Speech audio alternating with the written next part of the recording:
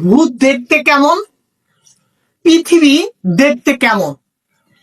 Dinosaur দেখতে কেমন? এই ধরনের সেন্টেন্সে আমরা what does dot dot look like এই ইডিয়ম ফ্রেজটি ব্যবহার করতে পারি। আসলে কোনো অদ্ভুত কোনো জিনিস দেখার পর অনুভূতি প্রকাশ করার ক্ষেত্রে এই ধরনের ইডিয়ম ফ্রেজ ব্যবহার করা যায়। কিছু প্র্যাকটিক্যাল এক্সাম্পল। ভূত দেখতে কেমন? What does a ghost look like? পৃথিবী দেখতে কেমন?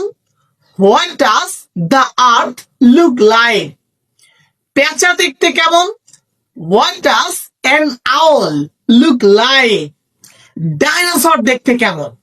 What does a dinosaur look like? জলহস্তী দেখতে কেমন? What does the hippopotamus look like?